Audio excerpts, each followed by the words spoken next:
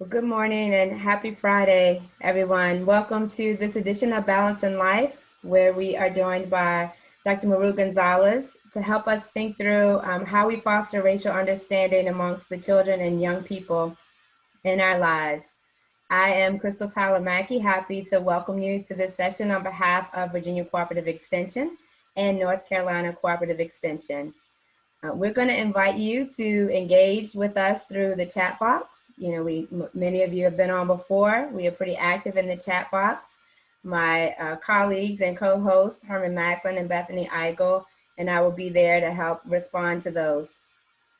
As a reminder, in this Zoom version of webinar, when you post in the chat, if you don't select through the drop-down menu all panelists and attendees, only the four of us will be able to see your comment or question. If you want others to see it, choose that drop-down menu that says all panelists and attendees. We like to be engaged in that way. It's a short 30 minutes, so I'm gonna quickly stop sharing my slide and get out of the way and turn this over to Dr. Gonzalez. Welcome.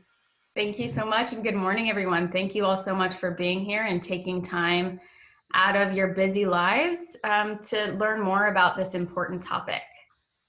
So my name is Maru Gonzalez, and I am an assistant professor and youth development specialist at North Carolina State University. I work in the Department of Ag and Human Sciences, and we have an ambitious agenda today and only 30 minutes to get through it, so we'll go ahead and get started. So for today, we're going to start by exploring the cycle of socialization and its role in teaching us about racism. Then we'll examine how children develop racial awareness. We'll move on to laying the groundwork for communication and active listening to have healthy, productive conversations with children and youth about race and racism. I'll walk through a couple of sample exercises and then provide some resources for extended dialogue, learning, and action. So first, I want to briefly go over the cycle of socialization, and I know that this is quite a lot to look at. But rest assured, we're only going to look at family socialization, and later we'll look at institutional and cultural socialization. I think this framework is helpful for helping to explore how we learn various forms of oppression, racism among them. So we're all born into the world, with no choice, no blame, no guilt. We're born into a society where hierarchies already exist, where stereotypes, racial and ethnic stereotypes, prejudices, discrimination, systemic inequities are already firmly established. But as we grow, as we get older, we learn racism, first through family socialization, often unintentionally. Parents, caregivers, and others we trust shape our values, teach us rules and roles. We learn stereotypes, we learn language and traditions, and then later that's reinforced through institutional and cultural socialization, which I'll get into a little bit more later. And so it's important to ask, both as you reflect sort of on your own childhood, and if you have children now currently, or if you work with children or youth, just asking what dominant narratives or stereotypes are being perpetuated at home, whether consciously or unconsciously. What stories are being told or not about people of color? What toys and books are children consuming? Who are the protagonists? How are, children of color and people of color more broadly featured in these books? So an example is I just Googled the word Barbie to see what would come up. And not surprisingly, Barbie, in the Google image search came up as overwhelmingly white. In fact, I could only pick out in this image right here, I see one Black Barbie. And this has an impact. and there have actually, in fact, been research studies about dolls and which dolls are viewed as preferable or more beautiful or more worthy or more wanted. And in those studies, it's always the white dolls, typically blonde-haired, blue-eyed. And that, like I said, that has an impact. And often we don't even realize this. We go to the store, you go to Target, you buy a doll, and the dolls that are, you know, represented are typically these white Barbie dolls. And so, you know, it's important to be intentional about, you know, taking stock of your children's toys and your children's books to see how people are represented, what races and ethnicities are represented. And so as you move through that cycle of socialization, institutional and cultural socialization includes things like school and the media, TV shows, songs, movies, religious institutions. So asking and thinking about what television shows and movies are children and youth watching, what books are they reading, what messages are they receiving about people of color, whose voices are being left out. What are the racial and ethnic demographics at your place of worship and at your child's school? Because we know from intergroup contact theory, which was a theory developed by Gordon Allport in 1954, that when children and youth and people in general really have increased positive contact with people who are different from them, that decreases prejudice. And this increased contact, I know especially now in the times of COVID, can be difficult, but even increased exposure to different types of movies and books and toys and things like that is important. That representation matters, and it does make a difference, and it makes a difference in decreasing prejudice. Because we know that stereotypes shape children's perceptions about people of color, and there's a vast body of research that has shown this to be true. So for example, in this image that you see, the image over here where the white boy is in front of the swing, his name is Scott, and the black boy is behind the swing, his name is Bobby. They posed the question to children in this research study, and they said, what happened in this image? And more often than not, children would say, Bobby pushed Scott off the swing. The other image where the roles are reversed and the black boy, whose name is Alex, is in front of the swing, and the white boy, whose name is Chris, is behind the swing, they asked what happened in this image. And more often than not, children were likely to respond, Alex fell off the swing. And so children are learning this at a very young age. And it's because of these messages that they're receiving, which are both implicit and explicit. So often we think that children and youth are too young to talk about race.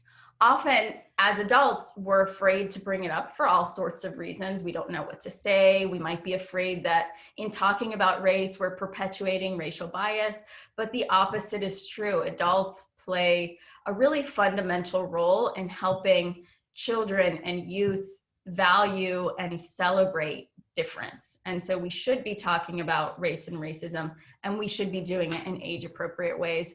For younger kids, there are a lot of really great children's books that help put these topics in terms that children can understand. So talking about race helps to break the cycle of socialization, and dialogue is really important. I think this quote is really valuable. You can replace students with just children or youth, because this one speaks to educators specifically. It says, students pay attention to everything we say and do. They particularly pay attention to our silence. Your students need you to allow them the space, not to fix the world. And so it's important to talk about it. It's important to bring it up, because what you don't say is often as important and as telling as what you do say. First, though, it's important to sort of look within and examine your own biases and think about the ways that you're perpetuating stereotypes and dominant narratives about people of color. Ask yourself, what steps do I need to take to change that? And then also, I think it can be helpful to go back and think about your own experiences learning about race and racism growing up. This is actually a reflection exercise that I took from the book, The Racial Healing Handbook, which is a great resource. It has lots of these sorts of reflection activities. But just even thinking back to your own childhood and asking yourself about your earliest memories of your own race and experiences with racism, either experiencing racism or witnessing racism. List the things you needed to know to understand race and racism in a more complete way. So if I look back and say, oh, this happened to me when I was young and I was never able to unpack it, this is what I would have needed, then that might help guide you in sort of figuring out what your child or what the children or the young people that you work with might need. So here are just a few tips for speaking with children and youth about race and racism. The first is to be proactive. Don't wait for them to come to you. And don't wait for there to be this, like a George Floyd type of event. Of course, in the wake of those tragedies, it's important to talk about race and racism, but these should be conversations that are ongoing. You should also take a scaffolded developmental approach. Of course, children and youth are at different levels of understanding and awareness when it comes to these issues, as we all are. So taking a scaffolded approach is most effective. And then, of course, being aware of the developmental age of the child. So as I said before, there are a lot of really great anti-bias children's books that will help to facilitate age-appropriate conversations around this topic. It's also important to include stories about the resistance and the resilience of people of color so that they're not sort of looked at as being victims or targets. There are a lot of really great resources about, the role of like Black people as freedom riders, or the farm workers and the protesting under Cesar Chavez. These sorts of stories are also important to include. If you're talking to children and young people, as a group or as in a classroom setting, sort of taking stock of who's in the room might help guide how you frame conversations. Like, am I talking to a group of all white young people? Am I talking to a group of mostly youth of color? Is it mostly white and then maybe one or two students of color? So I think that will help sort of determine how you guide the conversation. And sometimes it's more appropriate to, if possible, to co-facilitate conversation. So if you're a white person, maybe co-facilitating a deeper conversation about race and racism with a person of color, especially if you're speaking to a diverse group of youth. Don't expect youth of color to educate their white peers. There's a clip that I'm going to play in just a second to sort of go into this a little bit further. Follow young people's lead in determining next steps. So if young people really want to move from reflection to action and they want to do something in their community to continue to raise awareness, support those efforts. End on a positive note, again, sort of speaking to like the sort of hope for change. It can be really discouraging and dispiriting to learn about the pervasiveness of racism in this country. And so ending on a positive note is important. And then, take steps to ensure that this work is continuous. It doesn't end with one conversation. This isn't something that you can just check off of a box. It's work that has to be ongoing. So part of the work that I do at NC State is I work with an extension program called Pass the Mic Youth, which is a podcast and blog aimed at amplifying young people's voices, shining a spotlight on youth activism, and providing educators and youth serving professionals with resources for developing critical consciousness. And the latest episode that came out, again, these are young people who are choosing the topics, creating the content, is let's talk about race. And there's one clip in particular of New Era, who is a young Black woman who's talking about, this, and I can go back to this point, which is don't expect youth of color to educate their white peers. And she speaks to that. She speaks about, yes, it's important to allow students of color, youth of color, the space to be able to talk about their experiences if they so choose, but they shouldn't have the pressure of feeling like they have to, especially if they're maybe if they're the only young person of color in the room.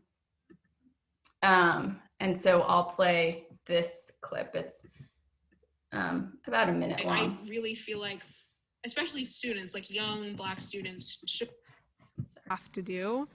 And I feel like that's really important when you're talking about having these conversations, is like, if you're just there to, talk about race in America or just talk about your personal experiences, do not feel like you have to, have the burden of reliving things that you don't want to share or to convince people, because it's exhausting. And so it's definitely very good to prioritize, the voices of Black students in these conversations, or whatever population that you're discussing in their experience. But it's also important to remember not to make them, like figureheads, or like, the representative of their race. And so like, we're going to talk about Black students in America. Okay, Black kid, talk now. And it's like, that shouldn't have to be what happens for an effective conversation to take place. So I think that's an important point, especially now, because there is more of a focus on centering the voices of people of color, and in this case, youth of color and Black students in particular. And while I think that's important, right, and we should allow that space to happen, I think, New Era made a really good point about making sure that there's not this expectation that that young people of color are there to sort of share their experiences and relitigate and re-experience things that might have been traumatic for them, especially if they feel like in doing so, they're sort of having to convince people to validate their experience. And so creating that space for if young people want to share is really important. And of course, there are other ways to integrate and to center the voices of people of color that don't involve sort of always, putting that pressure on the youth of color in your group or class.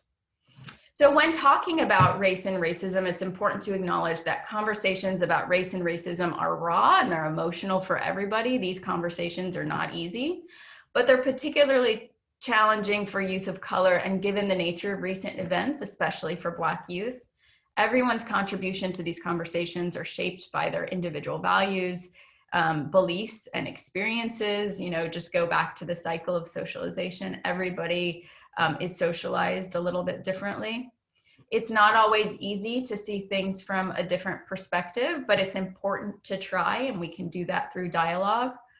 Young people, as I said before, they're going to be at different levels of awareness and understanding when it comes to race and racism.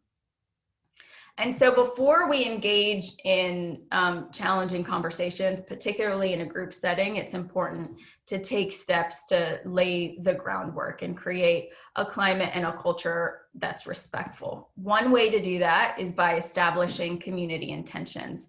So just asking, what needs to exist within our group before we can engage in conversation that is both honest and respectful. And the youth themselves can come up with different, community agreements or intentions, whether it's, confidentiality, what gets said in the room stays in the room, really listening to others, taking a non-judgmental approach, etc. People are more likely to open up and be vulnerable if they know that it's a space that's not judgmental. Another thing that's important to keep in mind is to emphasize dialogue. We live in a very sort of debate-centered culture where it's just about me, it's about proving a point, it's about us versus them. Dialogue is different. It's about we, it's about listening to learn, listening to understand, not necessarily listening to agree, because you might not, but really listening to better understand the other person's perspective. Active listening and practicing active listening is also important, and it also helps to cultivate a culture of dialogue. So really paying full attention to the speaker, being present and in the moment, showing that you're listening, which you can do by nodding, you can do by offering feedback and encouragement through reflection, and responding appropriately by being genuine and respectful. So a couple of sample exercises are listening circles and then some reflection exercises. So I'll start with listening circles, which is essentially, you know, if you're in a group, it's precisely what it sounds like. You know, young people are in a circle and they're sharing. You know, they can choose to share or they can choose to pass. Before you begin, it's important to reiterate those community intentions or those community agreements, including and especially the importance of using I statements, so speaking from your own personal experience, and maintaining confidentiality. And then, as I mentioned before, participants should share however much they feel comfortable sharing. Some sample guiding questions, and this, you know, this can shift depending on the moment, but just sort of opening up by asking, how are you feeling? What do you want to say about what's happening? And then maybe moving to a prompt that speaks to sort of the current climate. So this one reads, racism is not new, yet we find ourselves in a moment of continued protest in which people are taking to the streets and demanding change. What do you think has contributed to this sense of urgency? And then maybe ending with, how do we build on the urgency of this moment to move toward action, both individually and collectively? So that's one example. I'm not going to go into this specifically just because of time, but when you're talking about race and racism, that can generate some strong emotions from young people, and it's important to look at, you know, potential strategies you might use in the moment and maybe develop a plan. So Teaching Tolerance has a great resource, which I've linked in the resource section of this presentation, called Let's Talk, and it's got this how to respond to strong emotion. So I definitely encourage you all to check that out. And then another thing that you can do is reflection exercises. This is a little bit lower stakes, and it can allow young people the opportunity to sort of just think about their own experiences, write them down, and then if they want to share maybe with a partner or with a group, they can. One of, I think, a good reflection exercise to start with, again, this I pulled from the Racial Healing Handbook, is to think about the earliest time you realized you had a racial identity. Describe as much as you can about that experience here. What did this experience teach you to think about your own race? And then write that down. And then finally, thinking about the earliest time you realized you had a racial identity, write about the feelings you have as you remember this experience here. And I want to play this clip briefly. This is, oops, I gotta share my screen again.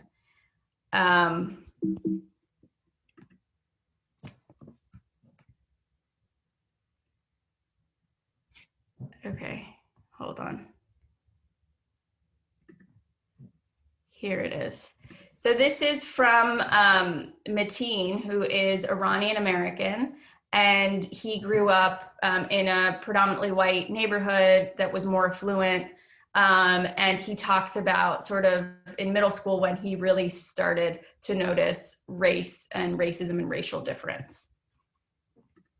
I think one thing that was really shocking for me and realizing how race played a role in my community was going to like a shelter. And when our school, I think it was our middle school, made PB&J sandwiches, something very simple for the homeless and poor. And when we went there, we served a majority of like immigrant and minority communities. And then I realized like, boy, why don't I see any white people here, or as much as I see it in my neighborhood?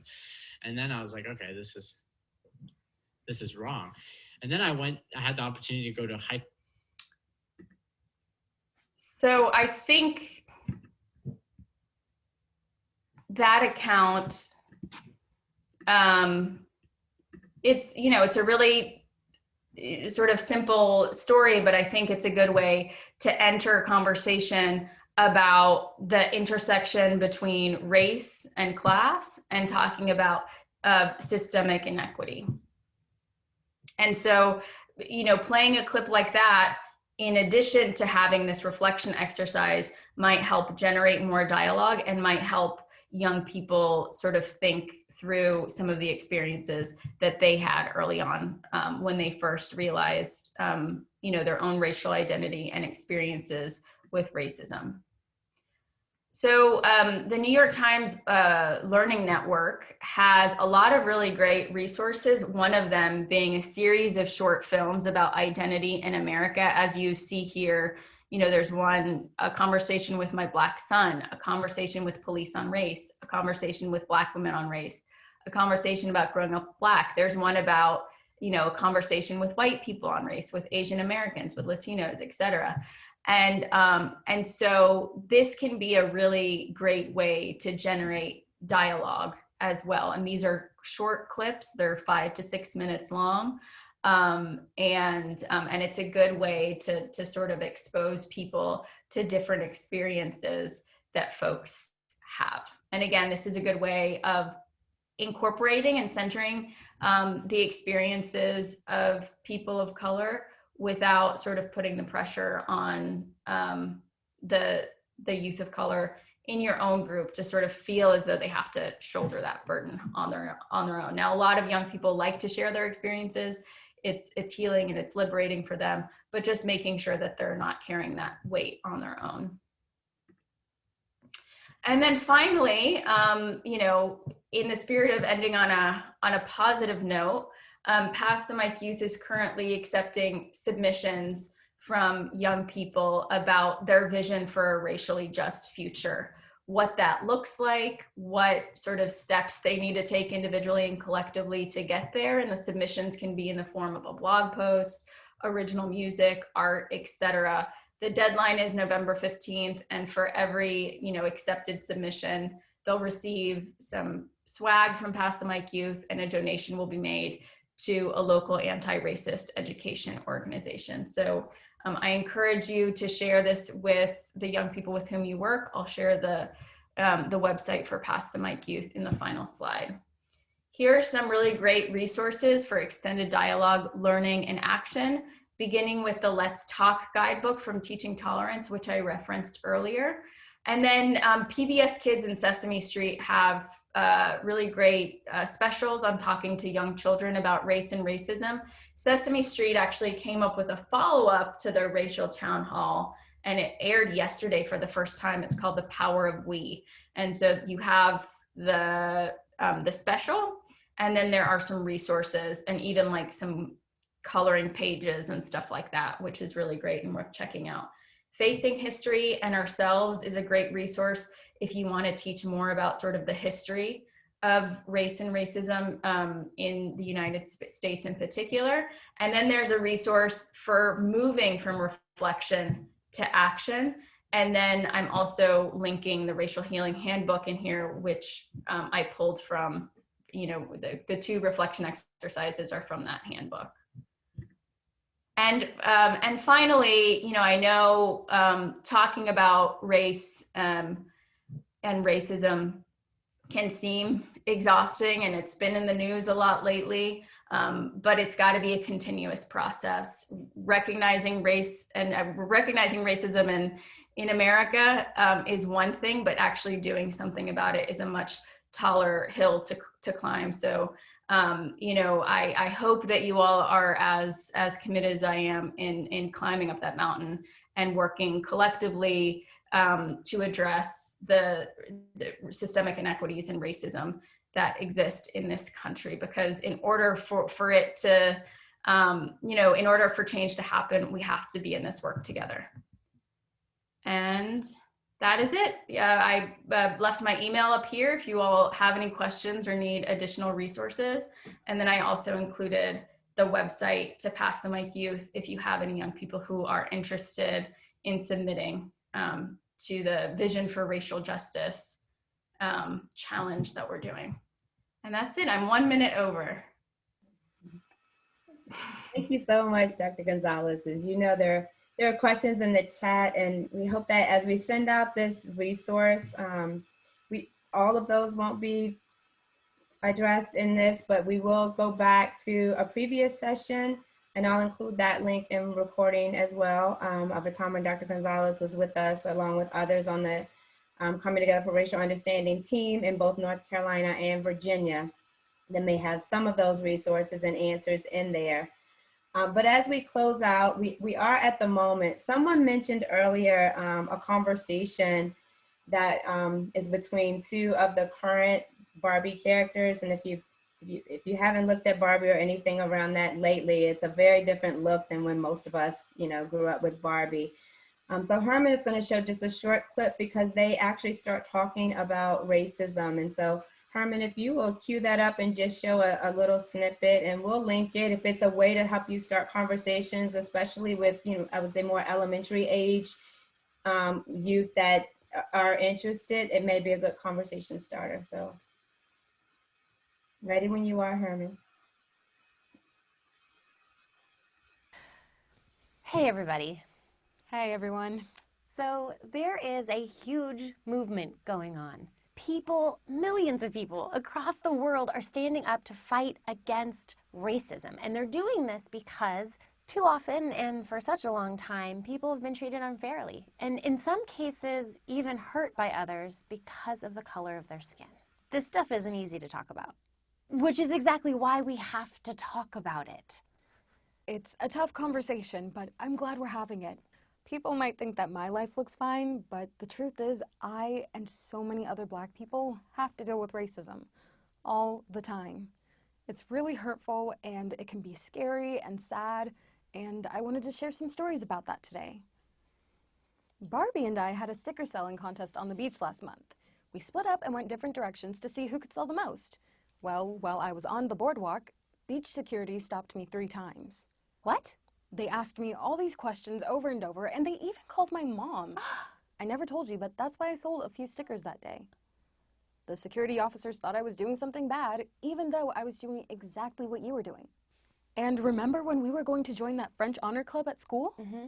Well, I made a perfect score on the entrance test, but when the teacher, who didn't know me at all, gave me my results, he told me I only did well because I got lucky. He said he knew I couldn't speak French that well. What? You speak French better than all of us. Why didn't you just stay in the club and prove him wrong? I don't want to have to constantly prove and reprove myself. He supported you right from the beginning and didn't support me. Usually when I talk about these things, people make excuses. They say things like, oh, well, maybe you should have had a permit for selling on the beach. But those are just excuses. People did these things to me because I was Black, and they made the wrong assumptions about me. And they don't make those assumptions about white people like me. And that's not fair, because that means that white people get an advantage that they didn't earn, and Black people get a disadvantage that they don't deserve. Exactly. It's really serious. Some people even get hurt when others think the wrong things about them. That's exactly why people are marching, because when enough of us stand together, people pay attention. Right, because when we don't say anything, we're just letting it continue.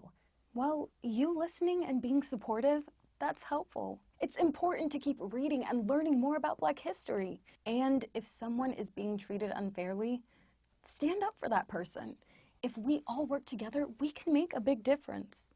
Thank you so much for sharing all of this with me today, with us.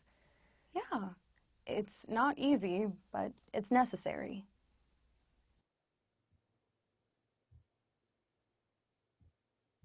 So